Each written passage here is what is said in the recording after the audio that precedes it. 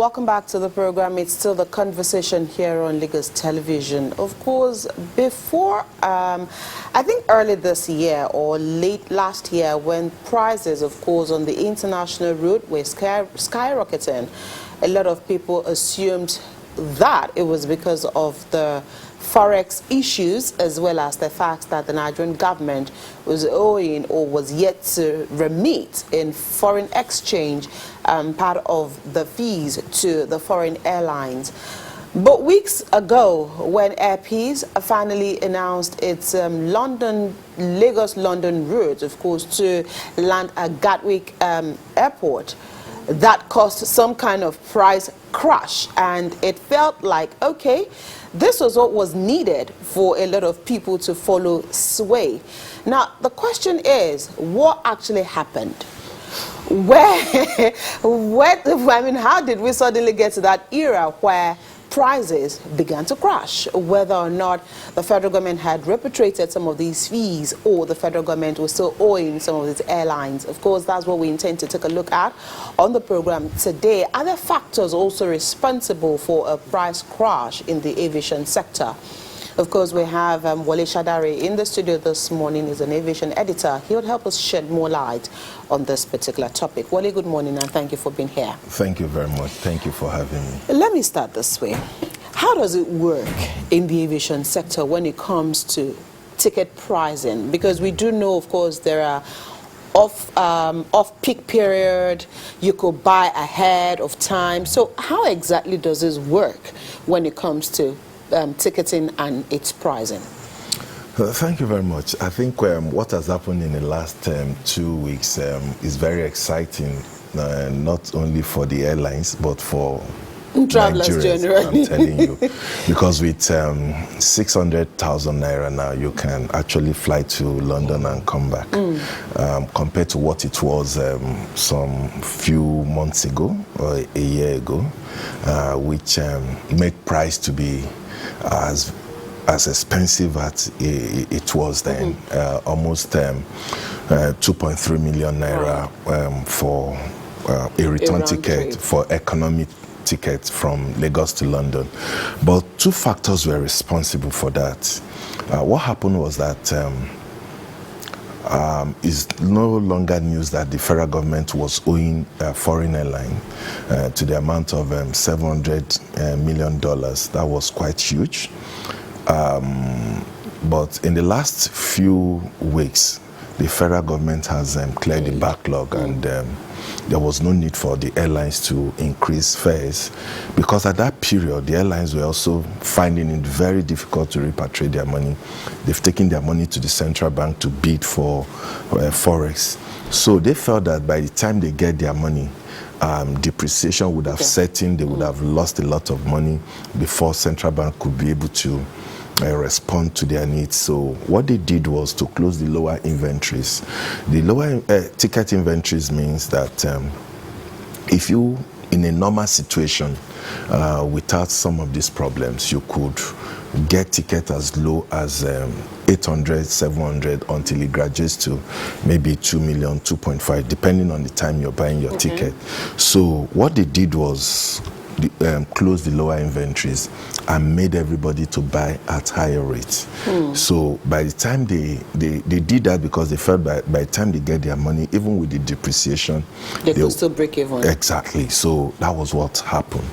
And they did that. It wasn't funny for anybody. And because of also the depreciation of the naira against the dollar, then, so tickets were very expensive.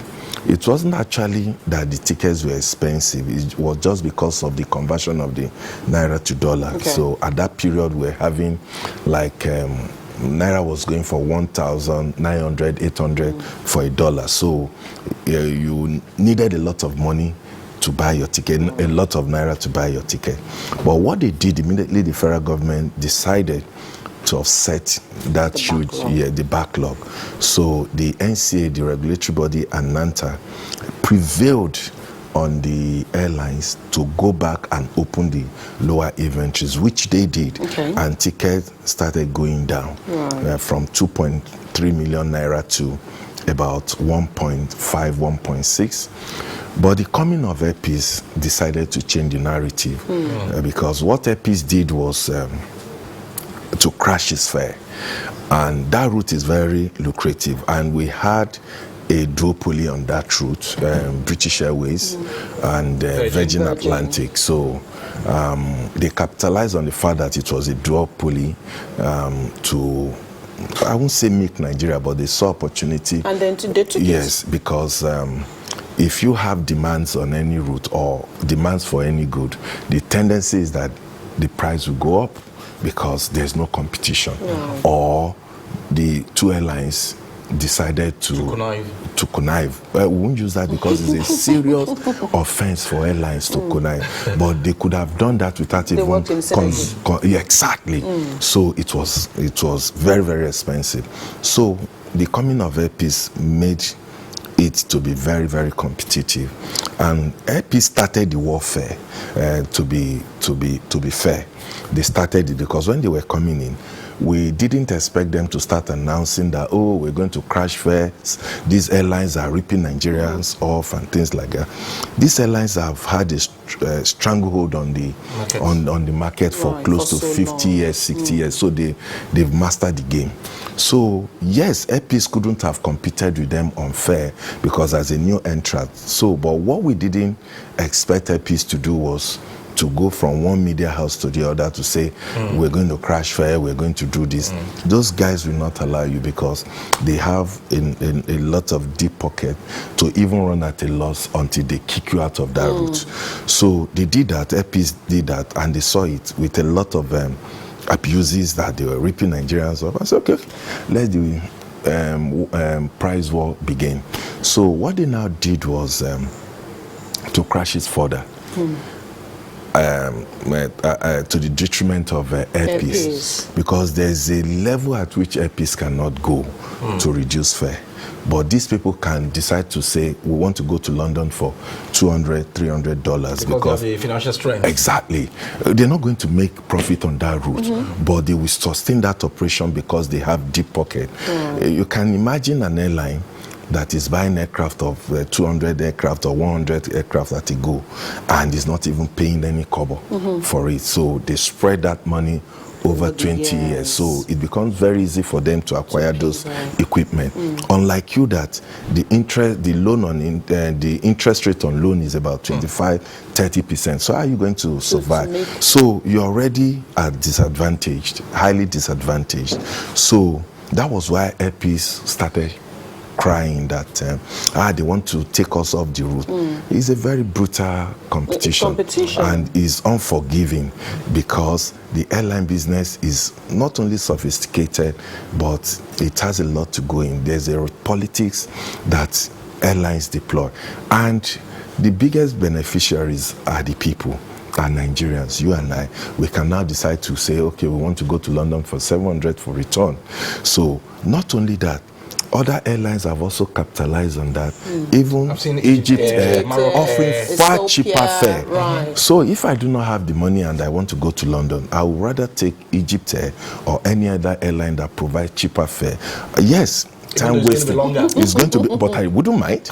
Yes, because I'll be able to save like 500, 600,000 naira, which is a lot of money if I'm not in a hurry to get to my destination. Even a lot of Nigerians they don't want to go straight, they want to go through. Let me explore. I don't mind staying in the airport. Exactly. And their airports are very beautiful. You can even sleep in the airport, very neat. And you can see a lot of activities, going on at those. Airport. Yes. Okay, so all of these developments, what does it portend for the aviation industry in Nigeria? And what should Air Peace be doing at this moment? Like you rightly said, they do not have the financial strength to compete with these people. Aside from Virgin, British, Air Maroc is there, Rwanda Air is there, Ethiopia Super Air is there. And so what should Air Peace be thinking about now so that it won't run out of business? Yes. You see, 4 airlines have come before Air Peace to show you how highly lucrative that route is and how the politics is because is played, because the British government will support his own against anybody. If you touch British Airways, you have seen the red eyes, like they say, of the British government. So Virgin is not even there, but they also support them. But British Airways is like their baby. So what Epi should be doing, it has a lot of things to do. The first thing he should do, he should stop talking, and the owner is talking too much. With due respect, he's talking too much. He's going to media houses to shout, and you're revealing your strategies to these people, so they will capitalize on it and squeeze you out of the market. So what Epi should also be doing is they should begin to interline. Yes, it's very early. We are not expecting that they will do that now, but going forward, they need to interline. What interline means is that Epis is doing point to point. 40-50% of people going to London are not coming down in London. They are going beyond London. So that is the advantage British Airways and Virgin have over Airpeace. So what Airpeace should begin to do now, look at ways it can interline, it can co-share with some of these big airlines to take your passengers beyond. Because if I'm going to, let's say I'm going to Barcelona, and I can go with British Airways, because immediately I get to London, they transfer me, I connect. In fact, to Barcelona, they have more than 50 flights. As you're landing, you're connecting almost immediately. So it's very seamless. So if they can enter into an alliance, maybe we have about the 3 biggest alliances,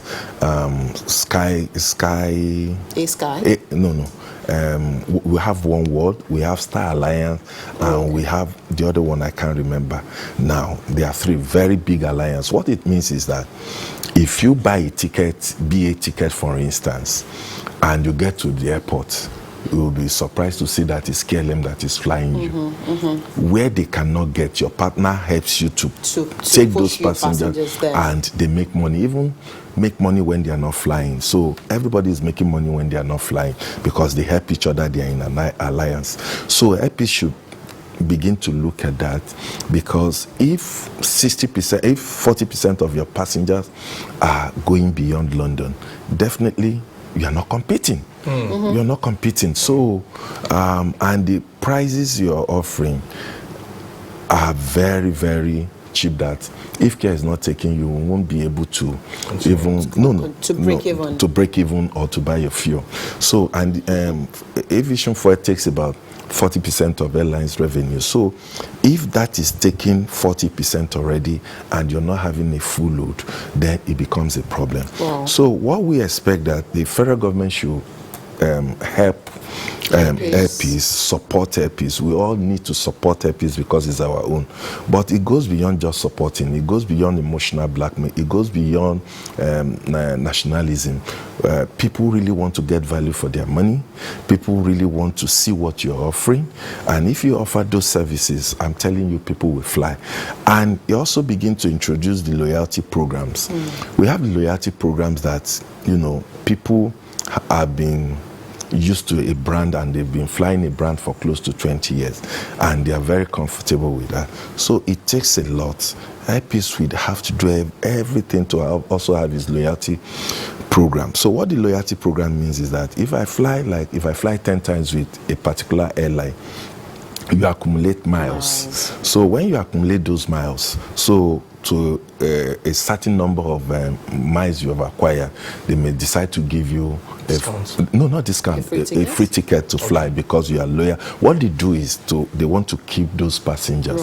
So Airpeace should also be to come back. So every time you fly with them, you're taking your miles. You're taking your miles. So it gets to maybe if you fly maybe 5 times or 6 times, it's okay. You can fly for free. So those are the things that will come in form of customer feedback, customer service. Yes, it's customer service. Most airlines in the world, they have it. What they do is to make sure that there's loyalty. You fly them anytime, and even if you're stranded because you're part of that program. Anywhere you are and you're stranded, they can put you in your hotel and say, okay, he's our loyal passenger, let's put him in the hotel at no cost to you. So those are things that airpeace need to do, and I'm sure they will do that. We only need to give them the time to get their acts together, because that route is very juicy. Is very juicy. As you've talked about the route and the fact that, of course, the Lagos-London route is one route that, of course, is the passengers are always there. Yeah. But flying into Gatwick, is that also a disadvantage for airpeace? Yes, you see, it's not. It's what you make out of it that matters. Okay. But every airline will want to fly into Heathrow. You know, you have that bragging right. Oh, I'm in Heathrow. Right. I'm going to Heathrow. Well, but Gatwick is so. You see, London is London. I always tell people. I hope people can actually understand that. You can fly into London City Airport, Stansted Airport. So many airports. We have about 5 or 6 airports in the UK, in London, not UK, in London. So, and we have a lot of Nigerians, but you know, because of this pride, a lot of people want to fly into London, into Heathrow. Yes, but Gatwick is not bad. Heathrow is highly congested and is very, very expensive. But City is also to small. get. No, they can't go to City because of the type of aircraft. They have. I think they can go to Stansted and go to one other. There's one other airport I can't remember for now. So they can do that. But Gatwick is okay. Is cheaper. To maintain your hangar? Yes, your operation in Gatwick is far cheaper than in Heathrow. But you know, it's just like the bragging right. So, sorry, Jibola, I just want to why? Because I noticed that this is the second time a Nigerian aircraft will fly into Gatwick. Air Nigeria was also flying into Gatwick. Yes. And so airpeace is also flying into Gatwick. Is this deliberate, really? No, it's part of the politics, but it's also you see, there's something they call slots. There are slots in very busy airports. Okay. You buy them. They are as expensive as over $300 million. Wow. And you must meet your target of on-time departure. If not, it will be taken away from you. It's very, very expensive. You can imagine airpeace buying a slot in Heathrow. It won't have anything to work with, understand? So it was a big issue because airpeace wanted to fly into Heathrow, but there were issues. And for the first time, the federal government has really come out to help airlines, especially airpeace. Yes. And I'm hoping the minister has done well in that direction, because for airpeace to even get Gatwick, it was through the intervention of the minister, Mr. Festus Keyamo. Wow. I hope that it will also support other airlines that want to take the plunge, to do international operation. This government has really, really supported airpeace and airlines. Even Mr. Onyema said so. But you know, one thing about him is that even when they give him all the support and anything goes wrong, he will still come to abuse the He's a businessman. He's a businessman. Interesting time in the Nigerian aviation industry. This price war or aeropolitics, if we can call it that, what kind of development and growth is it going to bring to our aviation industry in a way that we will not compromise on safety and standards? Exactly. The foreign airlines won't compromise on safety because they have their MRO, they have where they maintain their aircraft, world class. In fact, some of our airlines take their aircraft to those places for maintenance. That is why airpeace cannot go beyond a threshold, because if you do that, I'm not saying it's going to affect their safety rating or so, but you can't even cut corners going to London. You can do it domestically, but the regulatory body that we have will not even allow you to do that. But at times, certain things can slip through that the regulatory body may not see. The only thing is that is going to affect the operator as is going to affect the airline as an operator, because it's going to start bleeding if care is not taken. And once you start bleeding, the next thing is that you will quit the route, just like 4 Nigerian airlines did in the past: Medview, Bedview, Arik, and Virgin Nigeria. 4 airlines, and out of these 4, 2 were so outstanding that nobody knew what could have happened to them, but we know the story. Arik was run professionally until they started having problems. They started bleeding, and they owed Amcon a lot of so much. So Amcon took over the company and decided to stop those the routes because they were really bleeding. But can Airpeace patch up with the domestic routes? Yes, they are. To cover the bleeding? That is the problem there, because if care is not taken, you make a lot of money on the domestic route, and it's like throwing it into the ocean with what you're doing. And that is why many Nigerian airlines are not so keen in doing international operations, because it takes so much. And if care is not taken, you go bankrupt, because you need a lot of forex, you need a lot of things to do your operation. In the domestic market, it's easier because you're earning in Naira and spending in Naira. But in the international operations, it takes a lot of money, takes a lot of strategy, and takes a lot of planning. If those 3 are not in place, I'm telling you, you're going to leave the market. And a lot of people have accused Mr. Allen Onyema, whether rightly or wrongly, that what he has been doing to some extent is like preparing the ground in case anything happens. Because a lot of people are even saying that you know what you're going into. You're going to fight it, but how you fight it is what matters.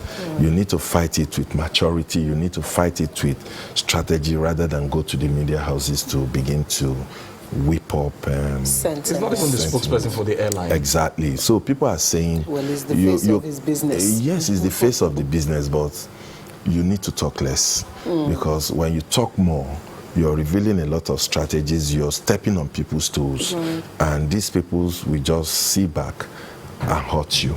So you need to hide your strategies and unleash them secretly before your competitors even know what you're doing. But when you go on air to the media to say, oh, I'm going to buy 30 aircraft, I'm going to do this.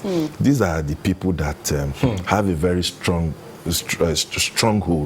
on 2 aircraft manufacturers, like the Boeing, like Airbus. So what they would do... So they might connive and frustrate you. Yeah, they frustrate you. They will say, that order you're doing, okay, we want to buy that order from you. And that would automatically So you're revealing too much. You're talking too much, and they're just sitting back, and they're not saying anything. And you can see their hands in everything.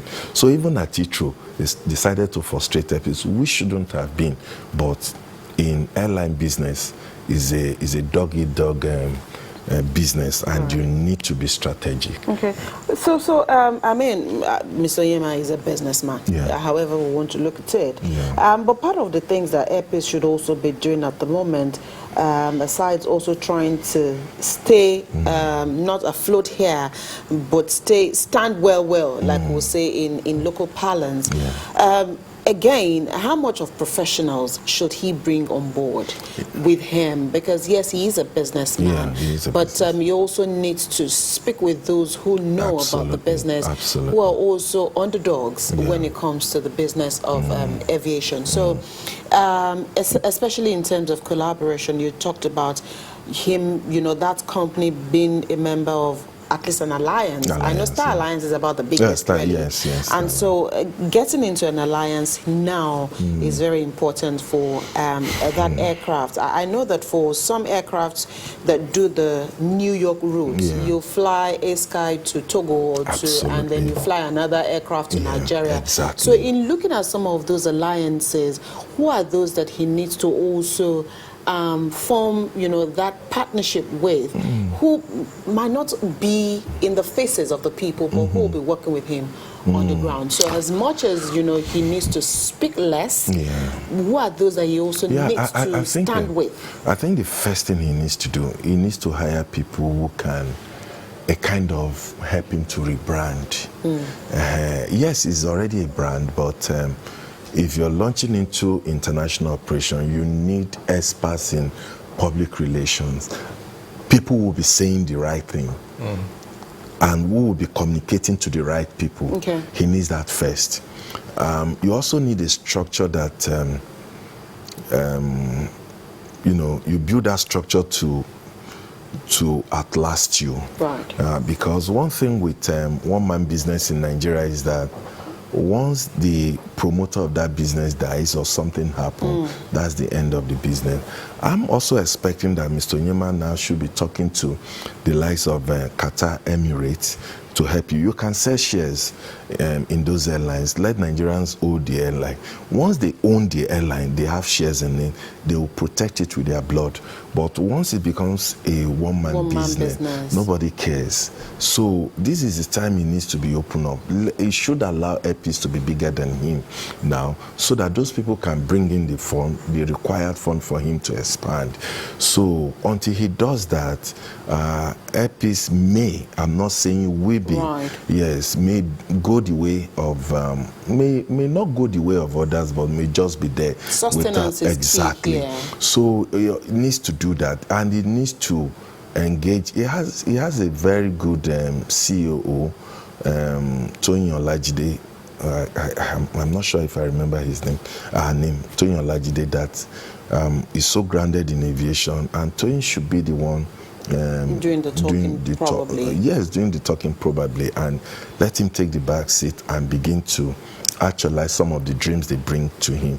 But by the time he goes to all the media houses, he was already tired, even for him to think of the next thing to do, the next strategy. Yes, he's a fantastic human being, shrewd businessman. I admire him, but he should talk less. He should begin to strategize. He should reorganize his business. I'm not there to teach him what to do. Right. After all, he can buy an aircraft. Me, I don't own an aircraft tire. So which advice will I be giving him? But the little experience spanning over 22 years or 23 years that I have, that's enough experience. I will give it to him free of charge. I won't ask him to pay anyway. So he should begin to look at this and be strategic, very, very strategic. Okay. Yes. As much as Airpeace is trying to be strategic and looking at ways of staying in business, I'm sure these big players are also thinking 10 times ahead of Airpeace. Do you see them crashing the price further? Yes. To frustrate him out of business? You see, I wish what we are seeing now, we can actually see it in the cement industry. We can also see it in other businesses, because it's somehow very healthy. I don't want to believe that they just want to push you. Yes, it may be the plan, but it's good to compete. And when we have so many players, it makes it very, very interesting. And have you wondered why we're not seeing this type of competition at the domestic scene? Honestly, so what it means is that on the domestic scene, the airlines are colluding, because I believe that if you have 8 airlines going to Abuja from Lagos, the fare should drop. That competition should be there. What we are seeing at the international scene is what we should be seeing at the domestic scene. But how come all of them are charging almost the same fare? With the competition we have, then something is definitely wrong. So we need to look at this and begin to see how we can make this thing better for everybody. Me, I love it too, because Nigerians are... It's a blessing for the passenger. It's a blessing for the passenger, yes. Nigerians can up and leave. Exactly. And now I can carry now. my bag and say, oh, I'm going to London. I don't have enough money. Egypt, 500, return. Well, does that mean that all this while these foreign airlines are being greedy and, of course, exploiting Nigerians? Yes, to an extent. But like I said, if you don't have if you're a monopoly or duopoly on a particular route, or you provide that service to people, the tendency is there for people to cheat you. But they will also tell you that demand is higher than supply. If I'm going to buy this teacup now, and we have like 20 people also coming to buy this teacup, as a seller, you look at the demand. This thing I'm selling for 10 naira, and a lot of people are coming for it. Let me just cash in and ask them to pay 20 naira, and they will still pay. So, because there's a lot of demand for that good. So, but with airpeace coming out, and so they were forced to also reduce their fares, coupled with those other two factors that I mentioned, the trap fund that made them to open the lower inventories. All these three factors contributed to it. But it will still have come down if airpeace are not coming. Maybe it would have been like 1.6 million. Not this low. Yeah. All right. Before we allow you go, let's quickly take a look at maintenance and purchase of aircraft, because this is where those other bigger names might also have advantage over airpeace. And so, in terms of constant maintenance of aircraft and personnel, what should airpeace be looking at? Yeah, they have good maintenance facilities. I can't remember where they maintain their aircraft, but you know the problem is that maintaining an aircraft takes a lot of money, and because we don't have that maintenance facilities in Nigeria, it would have been cheaper. So that is the reason most of the time airlines will ferry their aircraft abroad for maintenance, and they will never come back. Because it takes like, depending on the type of check you're doing, you have the A check. These are minor checks like changing the oil and some other thing. Then you have the B check, which is a big intensive. Then you have the C and D check, which is like tearing down the aircraft for total repair, like a new one. So, and it costs a lot of money. To do that C or D check, you need like almost $5 million. And that $5 million is almost more than 500 million naira. So, more than that.